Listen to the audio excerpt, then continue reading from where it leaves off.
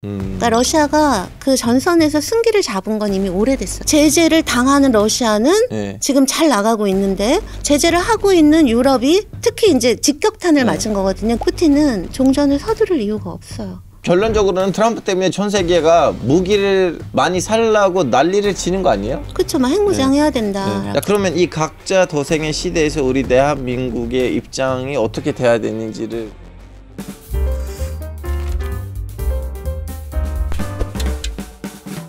전쟁을 3년 동안 해봤는데 경제가 왜 이렇게 좋아졌어요? 그게 일종의 이제 전시 특수 같은 거거든요. 근데 2024년에 한국 IMF에서 한국 GDP 그 실질 성장률 얼마로 얘기했는지 아세요? 얼마요? 2.5%예요. 2.5%. 근데 러시아 3.6%예요. 유럽 같은 경우는요. 0%대에서 1%대예요. 그러니까 예를 들면 독일은요. 0.01%예요. 2024년에. 거의 멈췄네요. 2023년엔 심지어 마이너스였어요. 근데 러시아는 2023년에도 3%대였거든요. 그러니까 제재를 당한 나라가 3%대 성장을 했는데 제재를 한 나라는 마이너스 성장을 한 거고요. 근데 독일만 그런 게 아니고요. 프랑스도 1.08, 영국이 1.1, 뭐 이런 수준인 거예요. 러시아가 왜 이렇게 지금 경제가 좋냐면요. 그 러시아 주된 수입원이 석유 가스 판돈이잖아요. 네. 근데 이게 제재 막 세게 했잖아요. 네. 근데도 이게 안 줄었어요. 석유 가스 판돈이. 왜냐면 유럽이랑 미국은 안 사지만 그 대신 인도, 중국, 네. 브라질, 튀르키예, 심지어 사우디아라비아는 산유국이잖아요. 네. 거기서도 사서 쟁여놔요. 네. 왜냐하면 러시아가 제재 때문에 지금 러시아 오일이 싸거든요. 그러니까 싼 거 사서 사우디에서 쓰고 자기네 거는 원래 가격대로 파는 거예요. 그러니까 러시아 입장에서는 석유가스 판돈이 줄지를 않았어요. 오히려 늘었단 말이에요. 그러면 이제 수입 들어오는 건 그대로예요. 그런데다가 이게 이제 전시 상황이기 때문에 일종의 전시 경제인 거죠. 그래서 국가가 재정 지출을 확 늘린 거예요. 그래서 그거를 군수 산업에다가 확 투자를 하는 거예요. 군수 공장 같은 것들이 막 풀로 돌아가요. 네. 또 제재를 당해갖고 외국 기업들이 다 빠졌잖아요. 근데 이제 러시아가 소비재 이런 건 원래 약했거든요. 그래서 옛날에 전쟁 전에는 다 수입해서 썼는데 다 빠졌잖아요. 그러니까 어떻게 해요? 본인이 만들어야 돼요. 국산화를 한 거. 러시아 기업들이 또 그러면 돌아가겠죠. 군수공장 돌아가고 국산 기업들 막 돌아가고 군수공장은 무기나 포탄 공장만 있게 되는 게 아니라 방탄복도 만들어야죠. 군복도 만들어야죠. 급식도 해야 막 이렇게 되는 거예요. 그러다 보면 일자리 늘어나죠. 임금 올라가죠. 그렇게 되면 실업률도 떨어지죠. 그러면서 내수가 진작되고 경기가 부양이 되는 거예요. 그러니까 이거를 우리가 군사 케인즈주의라고 얘기를 하는데요. 그러나 이거는 올해는 절대 못 가요. 아, 그러겠죠. 왜냐하면 지금 러시아가 뭐 전쟁 안 하고 있는 나라보다도 굉장히 경제가 아주 승승장구하고 있지만 물가 지금 되게 높고요.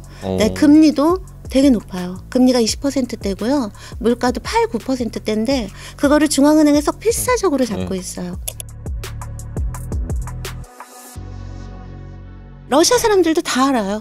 얼마 전에 출장 갔다 왔는데 러시아인들도 지금 경기 자기들 좋은 거 오래 안 가는 거 다 알고 있고 이거 굉장히 비정상적이고 인위적인 상황이라는 거 알고 있다고. 그렇기 때문에 러시아 입장에서도 이 전쟁을 오래 끄는 건 좋지 않아요. 그렇지만 1, 2년 정도는 더 할 수도 있어요.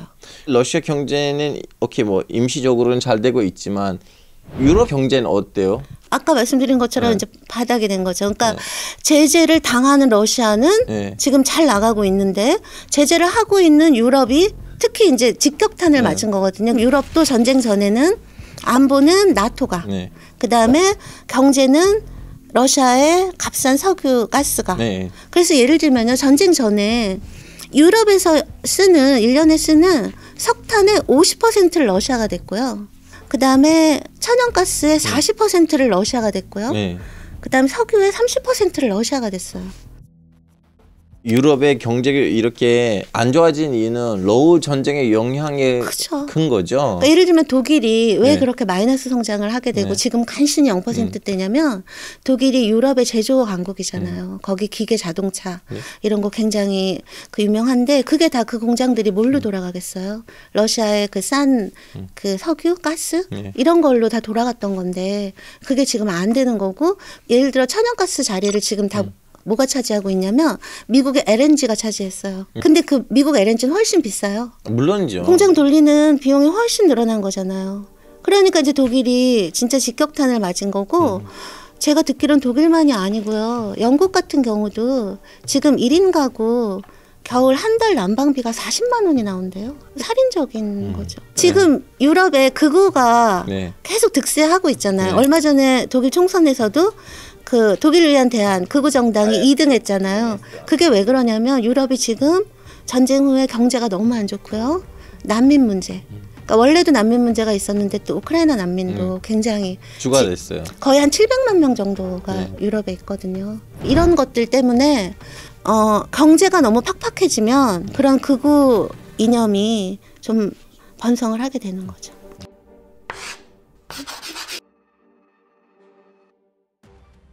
그 장사 이야기를 사우디에서 했다고 하셨잖아요. 왜 하필 사우디예요? 푸틴이랑 트럼프가 빈살만을 좋아하니까요. 아, 둘 다 좋아해요? 네. 근데 예를 들면 튀르키예도 그런 역할을 했었어요. 러우 전쟁 처음 일어났을 때 튀르키예가 러시아하고 우크라이나 화해시키려고 진짜 둘을 그 평화협정을 맺게 그래서 이스탄불 협정이라고 하는 걸 맺었거든요. 맞아. 전쟁 나고 한 달 만에 가스라인까지 해서 거의 타결되기 직전에 보리스 존슨이 와서 영국이 막은 거. 만약에 그 튀르키예가 중재했던 이스탄불 협정이 제대로 성공했다면 이 전쟁은 한 달 만에 끝날 수 있었던 전쟁이에요. 옛날에는 이런 중재를 뭐 유럽 국가, 뭐 스위스 제네바, 아니 뭐 핀란드 헬싱키. 근데 지금은 그런 역할을 튀르키예가 하거나 사우디아라비아가 하거나 하는 거잖아요. 이 전쟁 결과 가장 중요한 특징 중에 하나가 글로벌 사우스가 확 떴다라는 거거든요. 인도, 브라질, 남아공, 그다음에 뭐 튀르키예. 글로벌 사우스 국가들은요. 이 러우 전쟁에서 어느 쪽도 안 들었어요. 러시아 편도 아니고 미국 편도 아니고.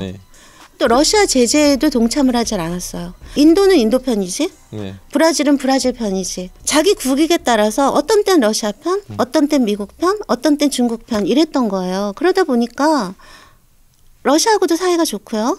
미국하고도 사이가 좋은 거죠. 근데 이제 그 중에서도 특히 빈살만이 되게 영향력이 있잖아요. 나이가 젊으니까. 그다음에 또 하나가 뭐냐면요. 푸틴도 바이든 너무 싫어하잖아요. 트럼프도 바이든 너무 싫어하잖아요. 근데 빈살만이 바이든의 너무 싫어요. 바이든의 굴욕을 상징하는 사람이 빈살만이잖아요. 인사하려고 했는데 아니야 이렇게 하자 이렇게 했어요. 그러니까 그게 왜 그랬냐면요. 그 트럼프는 빈살만이랑 너무 잘 지냈단 말이에요. 그랬는데 바이든이 딱 대통령이 되고 나서 같이 막 민주주의 인권 얘기를 하면서 근데 그 사우디아라비아의 언론인 하나 암살됐는데 튀르키예에서 그 배경에 빈살만이 있다고 그러면서 바이든이 똑바로 해라. 아주 국제사회에서 왕따 시켜버리겠다 막 이랬거든요. 그랬다가 석유값이 계속 뛰는 거예요. 그러니까 할 수 없이 빈살만한테 가서 석유 좀 증산해달라고 얘기했다가 면전에서 거절당했거든요. 그래서 그 장면이 어떤 바이든의 굴욕? 뭐 이런 걸 상징하는 장면이기도 해요. 그러니까 이번에 사우디에서 그 미러 관계정상화 회의를 한 거는 여러 가지 의미에서 그게 있는 것이죠. 트럼프는 이제 잔치 자리를 잘 마련했어요. 사우디에서. 푸틴이 이 정정 협정안을 이제 사인할 거예요. 어떻게 될 거예요? 그러니까요. 이제 그게 참 문제잖아요. 근데 사실은요. 아직까지 종전 협상은 본격적으로 시작되지 않았어요. 그냥 그런 상태인 거고 아직 종전 협상은 시작은 안 됐지만 그러나 우리가 트럼프가 어떤 생각을 갖고 있는지는 그 국방부 장관이 얼마 전에 얘기했잖아요. 헤그세스가 첫 번째 우크라이나 나토 못 들어간다. 그다음 두 번째 우크라이나 영토 2014년 전에 거 회복하는 거 꿈도 꾸지 마라. 안 된다.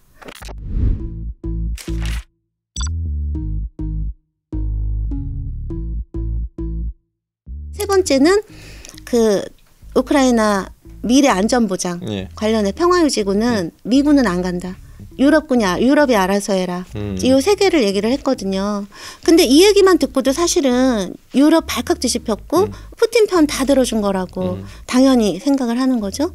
근데 문제는 러시아 입장에서 푸틴 입장에서 이건 최소한이에요. 만약에 이 세 가지가 다 관철되지 않을 경우에는 굳이 왜 푸틴 입장에서는 종전을 서두를 이유가 없어요. 그게 왜 그러냐면 첫 번째로는 지금 현재 전황이요.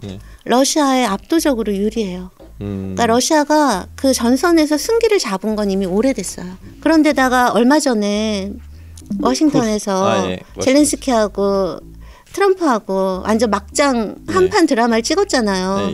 너무 이취했어요. 네, 그거 정말 너무 충격적이었죠. 왜 양복 안 입느냐고 하고. You're at the highest. Why don't you wear a suit? You're at the highest level in this country's office, and you refuse to wear a suit. Just want to see if you own a suit. 그러니까 도저히 정상회담이라고 믿을 수 없는 거였죠. 그러니까 정말 막말이 오갔잖아요. 비정상회담. 아 그러네요. 비정상회담이었죠. 근데 문제는 그리고 나서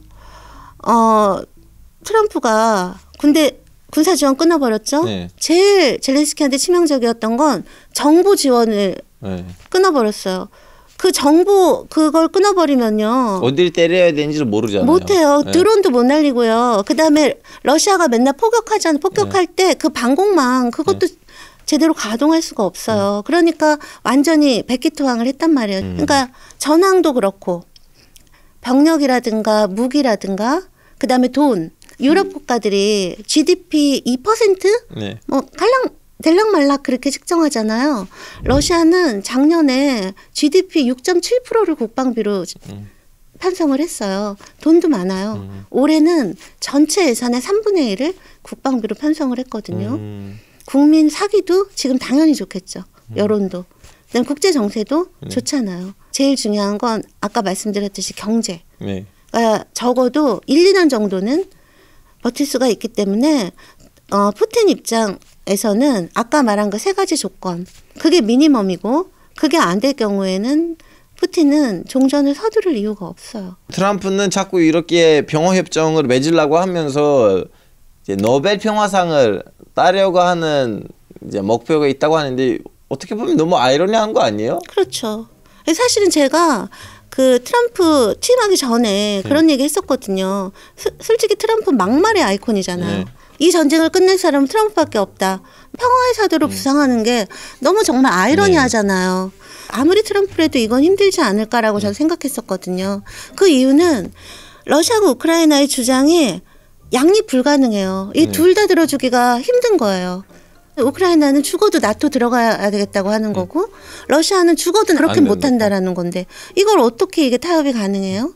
근데 트럼프는 그걸 어떻게 해결한 거냐면 한쪽을 완전히 무시하는 그것도 이긴 놈 편 들어주는 방식으로 지금 해결을 하고 있는 거예요. 트럼프니까 가능했구나라는 생각은 들지만 그러나 저는 그런 생각은 들어요. 이게 정말 진정한 해결일까? 자, 그러면 교수님 우리 아까부터 러시아, 우크라이나 그리고 미국 사이에 있었던 일들을 다 얘기하고 있었는데 빠진 나라가 있습니다. 우크라이나. 우크라이나 지금 이걸 보고 기분이 어떨까요? 마음에 들어요? 당연히 안 들죠. 여론이 어때요? 우리나라에서는 그렇게 알고 있잖아요. 우크라이나 국민들은 한 뼘의 땅도 러시아에게 뺏길 수 없다. 국민의 80% 90%가 정말 끝까지 러시아랑 싸우겠다. 이 여론이 전쟁 초반엔 사실이었어요. 근데 어느 순간부터 이 여론이 바뀌어서 반반이 됐어요. 끝까지 싸우겠다와 이제 좀 그만하자. 그랬는데 제가 가장 이제 최근 여론조사를 보니까 가능한 서둘러서 타협을 하더라도 전쟁 끝내자가 73%예요. 왜 그러면 우크라이나에서 이런 여론이 나오냐면요. 지금 우크라이나는요. 전쟁이 중요한 상황이 아니에요. 전쟁이 이기고 안 이기고 중요한 게 아니라 국가가 살아남느냐 마느냐의 그러니까 생존, 국가 생존이 걸린 문제인데 그게 특히 인구 위기가 굉장히 심각해요. 우크라이나에서 전쟁을 피해서 외국으로 나간 우크라이나 국민이 700만 명이에요. 그 다음에 러시아가 우크라이나 영토의 20%를 점령했잖아요. 그래서 러시아로 가게 되는 인구가 400에서 500만이에요. 얼마 전에 푸틴이 그 사람들한테 여권 발급 끝냈거든요. 주민등록증 다 줬다는 얘기. 러시아 주민등록증. 우크라이나가 1991년에 소련에서 독립할 때 5,200만이었거든요. 근데 지금 현재 2,700만 정도. 밖에 안 되는데 더 문제는 뭐냐면요. 반토막 난 거잖아요. 30년 만에. 근데 이 2,700만 중에 노동 가능 인구, GDP를 생산할 수 있는 인구는 1,200만 명밖에 안 돼요. 그래서 지금 우크라이나 내에서는 어떤 여론이 있냐면 만약에 전쟁이 우크라이나에게 비극이라면 인구 위기는 파국이다. 이런 말이 있어요. 그러니까 이기고 지는 문제가 아니라 이러다 국가가 소멸하게 생겼다라고 하는 절박감이 굉장히 크고요. 정말 총이 있어도 쏠 사람이 없는 상황이거든요. 국민들이 70%가 빨리 끝내자라고 하는 게 지금 트럼프가 종용하는 것처럼 모든 걸 러시아에 퍼주고 라도 끝내자는 아니었을 거 아니에요. 그죠? 제가 우크라이나 국민이어도 그렇게는 못했을 것 같거든요. 우크라이나 국민들이 지금 이 과정을 지켜보면서 어떤 기분이겠어요? 트럼프가 지금 이걸 끝내는 방식이라고 하는 게 정말 진정한 종전인가, 이런 식으로 몰아붙이면 저는 후폭풍이 분명히 있을 거라고 생각해요. 네, 교수님, 우리는 이제 이런 것들을 다 지켜보고 있잖아요. 예전에는 미국이랑 사이가 좋았던 우크라이나는 지금 버림당하고 있고. 이제 우리 국민들이 또 걱정하는 거는 자꾸 방위비 갖고 압박을 하잖아요. 무리하게 방위비를 강요를 하다가 우리가 막 그렇게 못하지 이러면 주한미군 빼버린다. 막 이러면은, 그러니까 지금 우리 국민들이 안 되겠다, 동맹이고 뭐고 미국도 못 믿겠다, 우리도 북한처럼 핵무장 하는 수밖에 없다. 그게 지금 74%가 나온단 말이에요. 올라갔어요. 근데 여기 관해서는 할 말이 많지만 제가 하나만 말씀드리면 트럼프가 아무리 막가파라도 핵 개발하게 내버려두지 않을 거예요. 왜냐하면 그게 트럼프가 너무 평화주의자라서가 아니고요. 트럼프는 전쟁을 너무 싫어해요. 왜 싫어하냐면 돈이 안 돼요, 전쟁은. 트럼프는 부동산 개발했던 사람이잖아요. 트럼프 입장에서는 전쟁이라는 거는 멀쩡한 건물 이런 거를 막 파괴해버리는 거잖아요. 그러니까 트럼프 입장에서 그거는 너무 정신 나간 짓인 거예요. 아마도 그리고 트럼프가 그 군수산업체하고는 커넥션이 없나 봐요. 커넥션이 있으면 그게 엄청 돈이 되는 거이기도 한 걸 텐데, 그래서 지금 트럼프가 맨날 얘기하는 게 뭐냐면 자기가 이 모든 일들 해결되면 자기가 제일 먼저 하고 싶은 건 뭐냐면 시진핑하고 푸틴하고 만나서 핵 군축하는 거. 셋이 핵강국이잖아요. 핵 군축하고 국방비 반으로 줄여서 그 돈 갖고 돈 되는 일에 쓰겠다라는 거예요.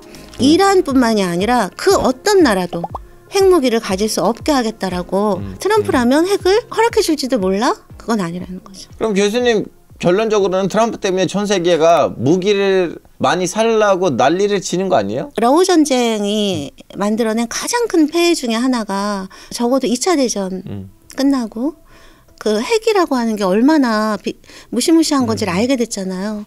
그 이후로 이 국제사회에는 일종의 합의가 이루어졌어요. 합의를 깨고 몰래 핵 개발을 하는 나라도 있죠. 하지만 몰래 하거나 아니면 안 했다고 거짓말하거나 변명하거나, 이제 그 말은 핵을 개발하고 가지려고 하는 게 나쁜 거라는 합의가 있다라는 얘기인 거잖아요. 이제는 핵 개발해야 된다라는 말을 아무 거리낌 없이 하게 됐고요. 그 다음에 무기 사야 된다, 쟁여놔야 된다, 국방비 늘려야 된다. 2차 대전 후에 최소한으로 합의되었던 어떤 평화 군축에 대한 어떤 것들이 다 파괴되었다라고 하는 것이 이 러우 전쟁의 가장 큰 폐해 중에 하나인데, 그걸 이제 또 트럼프가 취임을 해서 더 불을 붙이고 있는 거죠. 근데 여기에 대해서는 우리가 좀 중심을 잡고 생각해 볼 필요는 있는 거예요. 그러면 이제 전쟁 끝났다고 칩시다. 그럼 경제 시대로 풀릴 거 아니야.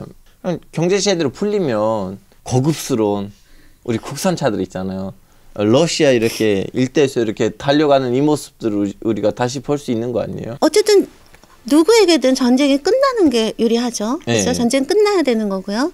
근데 알파고시 얘기한 것처럼 사실은 러시아가 우리한테는 큰 시장이었어요. 왜냐하면 전쟁 전에 러시아 자동차 시장 1위 한국. 그렇죠. 핸드폰 시장 1위 삼성. 그렇죠. 미제품 쓰면 안 되죠.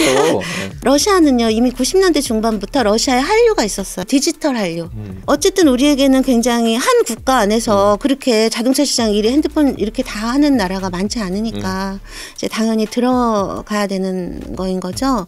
근데 그게 일단은 그렇게 녹록하진 않을 것 같아요. 얼마 전에 푸틴이 그런 얘기했어요. 이제 막 종전 협상이 급물살을 타면서 막 비자, 마스터카드 막 이런 것들도 들어가야 되나 막 이러고 있으니까 푸틴이 뭐라고 얘기했냐면 야, 너네 나갈 땐 니네 맘대로였지만 들어올 땐 니네 맘대로 안 돼. 이렇게 얘기를 했거든요. 근데 그게 단지 자존심 때문에 그런 게 아니고요. 전쟁 중에 어쩌다 보니 국산화를 해보니까 너무 좋더라는 거예요. 그러니까 푸틴이 아 러시아 기업들을 보호해야 되겠구나. 그래서 앞으로는 외국 기업들이 들어와도 러시아 기업하고 경쟁할 수 있도록 여긴 보호해주고 여기는 까다롭게 뭔가 규제를 하고 하겠다라고 하는 거가 하나가 있고요. 그다음 두 번째는 그걸 중국 시장이 다 차지하고 있는데 원래 시장 뺏긴 거 다시 찾기 힘들잖아요. 그럼에도 불구하고 저는 한국 기업은 해낼 수 있을 거라고 생각하는데 그 이유가 뭐냐면요. 첫 번째는요. 러시아가 우리를 필요로 해요. 왜냐하면 지금 러시아가 전쟁 후에 이제 중국이랑 굉장히 끈끈해졌잖아요. 네. 그러면서 러시아 경제가 중국에 대한 의존성이 굉장히 커졌어요. 네, 근데 사실 지금은 중국하고 러시아가 친한 것 같아도 역사적으로 보면 두 나라는 사이가 안 좋을 때가 더 많았어요. 사이가 좋다 해도 중국의 경제가 너무 의존하는 거 러시아 입장에서 너무 위험하죠. 네. 근데 그럴 경우에 제일 이상적인 대안이 한국이에요. 그렇죠. 한국은 경제력 세계 10이고 군사력 세계 5위지만 우린 위험하지 않아요. 네. 너무 기술도 좋고 상품도 너무 고급스럽고 좋고 무엇보다 러시아 국민들이 한국 제품을 너무 좋아해요. 전쟁 중에도요. 러시아는 계속 우리한테 그 시그널을 줬어요. 우크라이나에 무기만 직접 제공하지 말아라. 네. 그러면 전쟁 끝나면 언제든지 관계는 그게 있고요.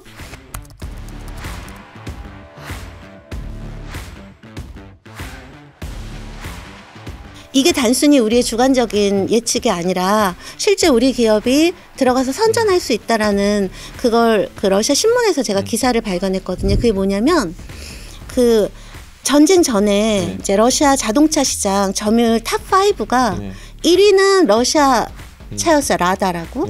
근데 2위하고 3위가 현대 기아였어요. 그래서 현대 기아 2, 3위를 합치면 1위인 라다보다도 높았어요. 그러니까 우리가 1등 했다라고 얘기한 거거든요. 근데 지금 전쟁 나고 나서는 1위가 러시아차 라다고요. 나머지 2, 3, 4, 5위가 다 중국 차예요.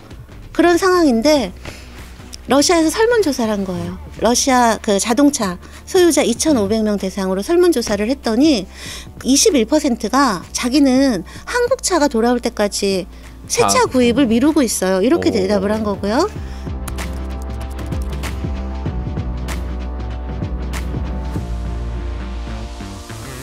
Надежная, легкая в обращении, хороший сервис, удобно, практично. 의리! 진짜 의리를 지킵시다. 예. 의리라기보다 우리 차가 그렇게 좋은 거죠. 네. 러시아 사람들은. 그 다음에 14%는 아, 저 이미 한국 차예요. 이렇게 얘기를 했어요. 그럼 이거 되게 좋은 거 아닌가요? 우리를 기다리고 있는 그 러시아 단골 손님들이랑 다시 한번 악수하는 그날까지. 그러면 교수님의 그동안 하셨던 말씀들을 다시 종합을 하자면 트럼프 이후로부터는 이제 각자 도생이다.